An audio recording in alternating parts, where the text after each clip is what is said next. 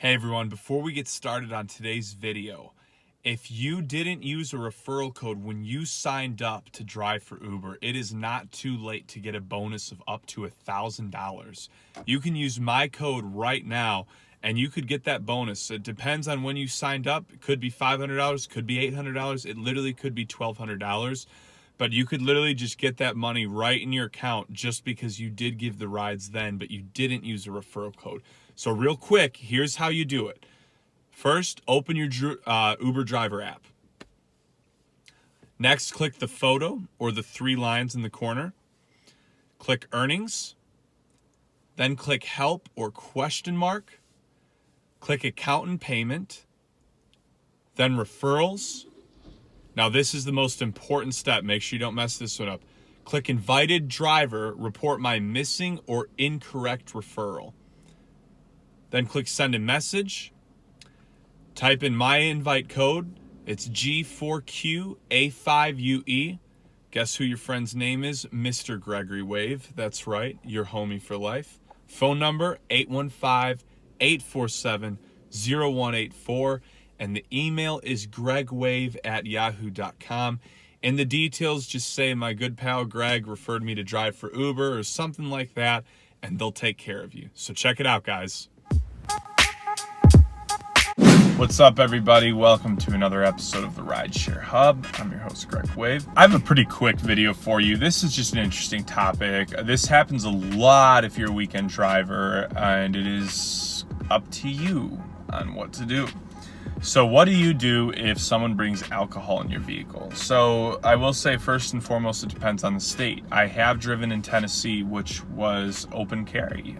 People were allowed to have open alcohol in your car, and there was nothing illegal about it. So for me, I didn't care. I just would always tell people, because people are really, most of the time, really generous about it. And we'll ask you, do you care if I have this? I say the same thing, like, hey, I'm okay with it.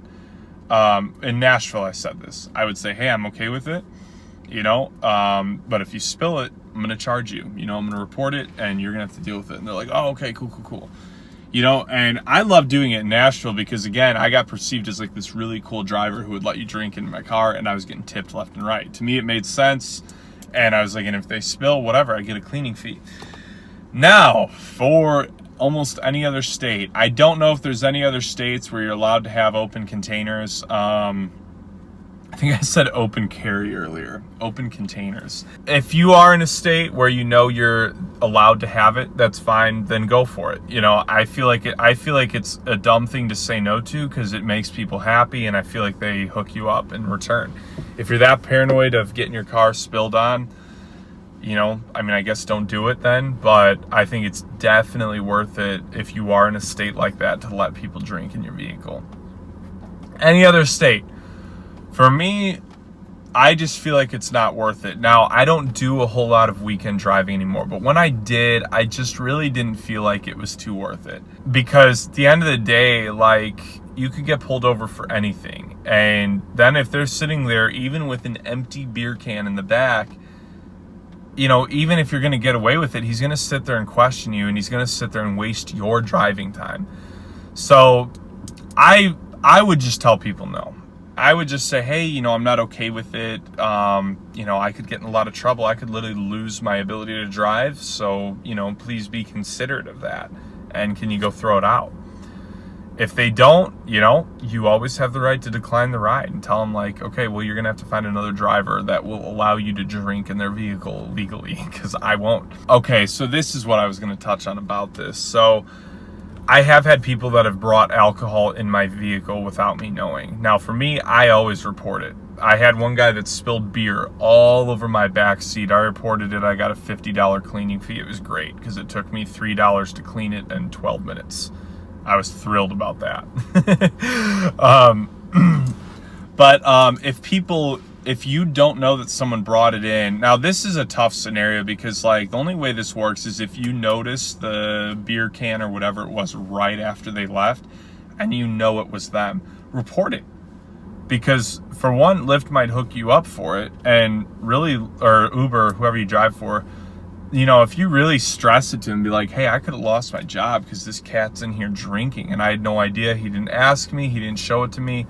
You know, that's an easy way for them to help you out. But the main thing is you don't want to be getting in trouble doing this, because you can get in a lot of trouble for doing this. So basically the main thing is, if they do want to, just tell them no, unless you're in a state where it's okay. Then I would say absolutely do it, because they're going to like that.